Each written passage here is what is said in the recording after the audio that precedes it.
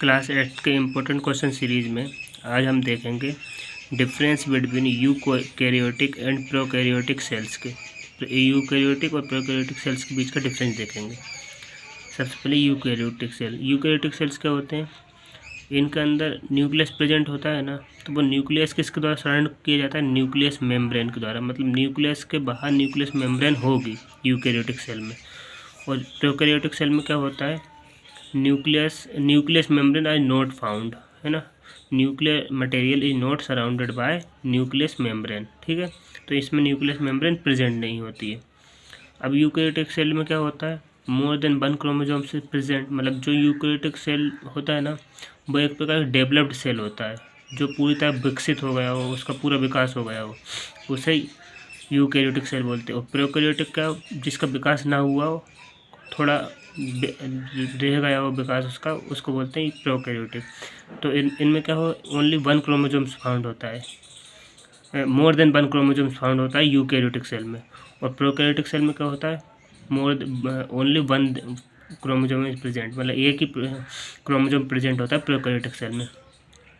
अब एक डिफरेंस ये होता है, इनमें न्यूक्लियोलस प्रेजेंट होता है यूकैरियोटिक सेल में, और प्रोकैरियोटिक सेल में न्यूक्लियस प्रेजेंट नहीं होता है। ये कैसे? न्यूक्लियस क्या होता है? न्यूक्लियस होता है हर सेल में, तो न्यूक्लियस के अंदर तीन मटेरियल होते हैं, न्यूक्लियोलस, क्रोमेटिन और न्यूक्लियोप्लाज्म। तो न्यूक्लियोलस इनमें यूकैरियोटिक सेल में प्रेजेंट होता है और प्रोकैरियोटिक सेल में प्रेजेंट नहीं होता है। अब cell division is by mitosis और मियोसिस। देखो, यूकैरियोटिक सेल होता है ना, उनमें सेल डिवीजन प्रोसेस होती है, एक सेल से दूसरा सेल बनते हैं। तो वो कैसे बनते हैं?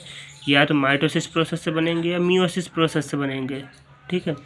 लेकिन जो प्रोकैरियोटिक सेल होते हैं, उनमें सेल डिवीजन किसके द्वारा होता है? या तो फिजन के द्वारा होगा या बडिंग के द्वारा। फिजन, एक ही सेल क्या होगा दूसरे में अपने आप टूट जाएगी, उसको फिजन बोलते हैं। जैसे न्यूक्लियर फिजन होता है, रिएक्शन होती है वो, लेकिन ये फिजन होता है, ये सेल टूटती हैं, एक ही सेल से दूसरी बन जाती है फिजन के द्वारा या बडिंग के द्वारा।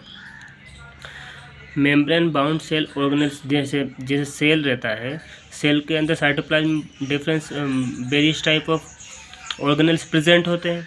तो वो भी क्या अपने बाहर एक मेम्ब्रेन रखे हुए होते हैं, जो उनकी रक्षा करती है, उनको सिक्योरिटी प्रोवाइड करती है। लेकिन प्रोकैरियोटिक सेल में ऐसा नहीं होता। प्रोकैरियोटिक सेल में जो ऑर्गेनेल्स प्रेजेंट होते हैं ना, वो मेम्ब्रेन बाउंड नहीं होते हैं। तो ये यूकैरियोटिक और प्रोकैरियोटिक में डिफरेंस हो गया। आप इसको याद करें, ये इंपॉर्टेंट क्वेश्चन है आपका, ठीक है। धन्यवाद।